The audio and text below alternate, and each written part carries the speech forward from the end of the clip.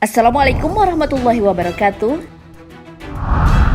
Sahabat beriman, Rasulullah Shallallahu Alaihi Wasallam adalah rahmat bagi seluruh alam. Beliau bukan hanya berdakwah kepada sesama manusia. Oleh karena itu, sahabat Nabi Shallallahu Alaihi Wasallam pun tak hanya dari kalangan manusia, karena berdakwah juga di kalangan jin. Apakah Rasulullah Shallallahu Alaihi Wasallam memiliki sahabat dari kalangan itu? Siapa sajakah mereka yang jadi sahabat Nabi dari kalangan jin? Bagaimana jin beriman ikut menyebarkan ajaran Rasulullah Sallallahu Alaihi Wasallam?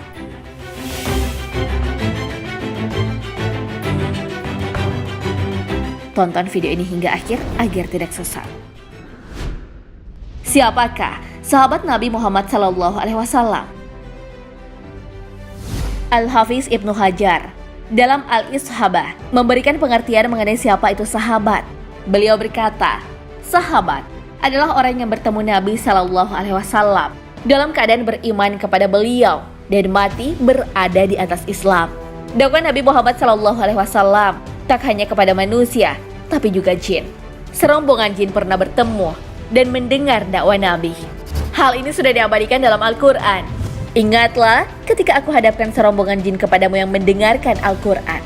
Maka tatkala mereka menghadiri pembacaannya, lalu mereka berkata, diamlah kalian untuk mendengarkannya. Ketika pembacaan telah selesai, mereka kembali kepada kaumnya untuk memberi peringatan. Al-Quran, Surah Al-Ahqaf, ayat 29. Apakah ada sahabat dari kalangan jin? Telah dikatakan sebelumnya bahwa sahabat adalah yang beriman dan bertemu dengan Nabi Muhammad SAW. Maka Ibnu Hazim memberikan pendapat bahwa sahabat Nabi SAW tak hanya dari kalangan manusia, tapi juga dari jin. Allah telah tegaskan bahwa ada beberapa jin yang beriman dan mendengarkan Al-Quran dari Rasulullah SAW, sehingga mereka juga sahabat dan orang-orang pilihan. Ibnu Hajar juga memiliki pendapat yang sama.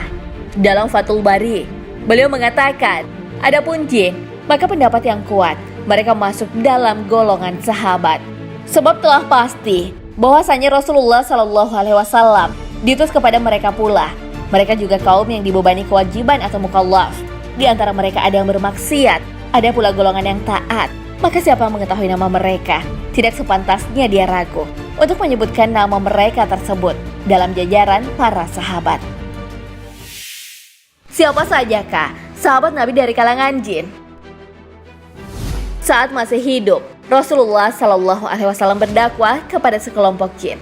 Mereka pun akhirnya masuk Islam setelah itu. Mereka juga mengajarkan dan menyebarkan ajaran Nabi Shallallahu Alaihi Wasallam tersebut. Para ulama mengatakan bahwa mereka ini adalah golongan jin pertama yang masuk Islam. Dalam kitab tafsir Al-Qurtubi disebutkan bahwa mereka berjumlah 7 orang.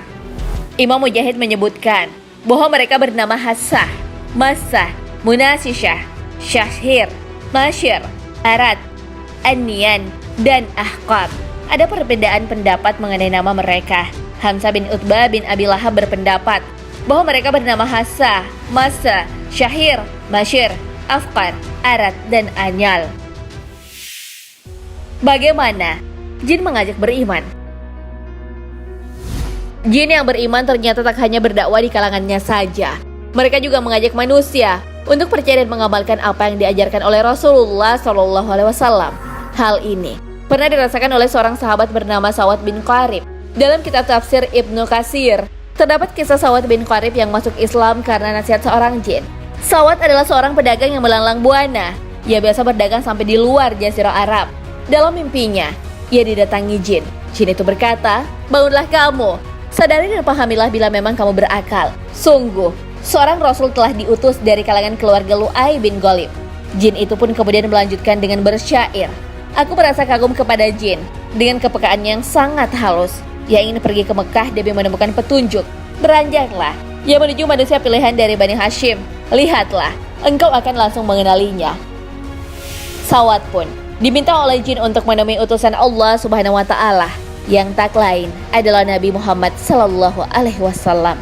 Setelah itu, muncullah tekad Sawad untuk menemui Nabi Muhammad Sallallahu Alaihi Wasallam di Mekah. Saat menemui Rasulullah Sallallahu Alaihi Wasallam, Sawad berkata, wahai utusan Allah, dengarkanlah persaksianku bahwa tiada Tuhan yang berhak disembah selain Allah, dan sungguh Engkau adalah utusan yang terakhir. Engkau merupakan pengantar menuju Allah. Wahai orang yang paling mulia lagi baik. Karena itu, tuntunlah kami dengan syariat yang diturunkannya kepadamu. Wahai utusan yang terbaik, kuharap engkau akan memberikan syafaat kepadaku pada hari yang tiada pertolongan selain syafaatmu. Sawat menyebut jin yang datang kepadanya sebagai penasihat. Setelah masuk Islam, jin itu sudah tidak datang menemui Sawat. Sawat memberikan kesaksian bahwa sejak aku terbiasa membaca Al-Quran, maka jin itu tidak akan lagi mendatangiku. Sungguh, Al-Quran merupakan pengganti yang paling baik daripada jin atau apapun.